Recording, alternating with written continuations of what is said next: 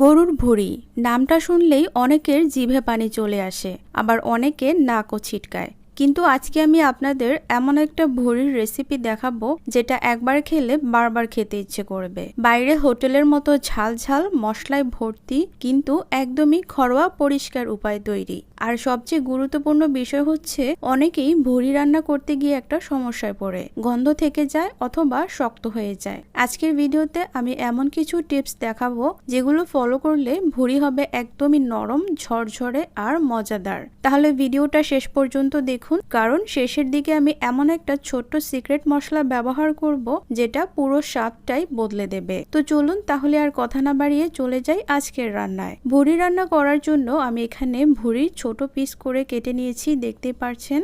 আমি এখানে নিয়েছি গরুর ভুঁড়ি, আপনারা চাইলে খাসির ভুঁড়ি সেম রেসিপি ফলো করে রান্না করে নিতে পারেন। ভুঁড়ি পরিষ্কার করাটা গুরুত্বপূর্ণ। আমি গরম পানি, লেবুর রস আর লবণ দিয়ে ঘষে ধুয়ে নিয়েছি কয়েকবার। এখন একটা হাঁড়িতে ভুঁড়ি নিয়ে তার মধ্যে দিচ্ছি আধা চা চামচ হলুদের গুঁড়ো, 1 চা চামচ মরিচের গুঁড়ো, জিরার গুঁড়ো হাফ চা চামচ, 1 টেবিল চামচ আদা রসুন বাটা, এটা আমি পরে পানি দেওয়ার সময় ব্যবহার করেছি। ধনিয়ার গুঁড়ো দিয়েছি 1 চা চামচের মতো, এবার স্বাদ মতো লবণ, আর সেই সঙ্গে অ্যাড করে দিচ্ছি আমি পানি। আমি 2 কাপ ভুঁড়ির জন্য 4 কাপ পানি অ্যাড করে দিচ্ছি। এটা আমি চামচের সাহায্যে খুব ভালো করে মিক্স করে নিব। এখন মশলার সাথে ভুঁড়িটা মিক্স করা হয়ে গেলে এটাকে রান্না করে নিতে হবে 3 থেকে 4 ঘন্টা। তো আমি এটাকে দমে বসিয়ে রাখবো, এরপরে ফিরে আসবো। এটা এখন রান্না হতে থাক। তো এই পর্যায়ে আমার এটা রান্না করতে সময় লেগেছে 3.5 ঘন্টার মতো। এখন একটা প্যানে পরিমাণ মতো তেল গরম করছি। তেল গরম হলে দিচ্ছি কিছু আস্ত গরম মশলা অ্যাড করে দিলাম। দিচ্ছি কুচানো পেঁয়াজ। আমি এখানে 4টা মাঝারি পেঁয়াজ নিয়েছি। পেঁয়াজগুলো একটু লালচে বাদামি হলে দিয়ে দিচ্ছি 1 টেবিল চামচ আদা ও রসুন বাটা। চাইলে এই সময় 1-2 টমেটো কুচিও করে দিতে পারেন, এতে রং ও স্বাদ দুটোই বেড়ে যাবে। আর একটু নেড়েচেড়ে ভেজে নিব।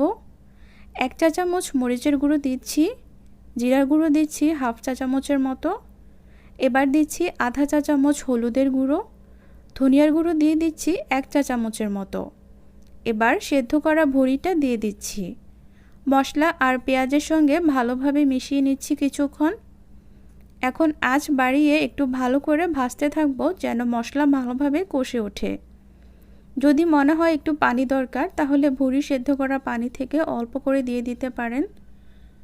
কয়েক মিনিট ভাজার পর দেখবেন তেল উপরে ভেসে উঠে আসছে। এখন রান্নার একদম শেষ ধাপে। এবার আমি দিয়ে দিচ্ছি আধা চা চামচ গরম মশলার গুঁড়ো, চাইলে একটু কাঁচামরিচও দিতে পারেন এই সময়। তো ব্যাস, ভুঁড়ি রান্না একদমই রেডি। এই রেসিপিটা ভাত, পরোটা, রুটি সব কিছুর সাথে দারুণ যায়। আর ফ্রিজে রেখে 1-2 দিন পর খেলেও স্বাদটা আরও জমে যাবে। তো রান্নাটা কেমন হলো অবশ্যই কমেন্টস করে জানাতে ভুলবেন না। আর যদি এমন আরও সহজ ও মজার রেসিপি দেখতে চান, তাহলে অবশ্যই সাবস্ক্রাইব করে আমার চ্যানেলটি লাইক দিয়ে দিবেন এবং বন্ধুদের সাথে শেয়ার করবেন। তো আজকের মতো বিদায় নিচ্ছি। সবাই ভালো থাকবেন, সুস্থ থাকবেন। আল্লাহ হাফেজ।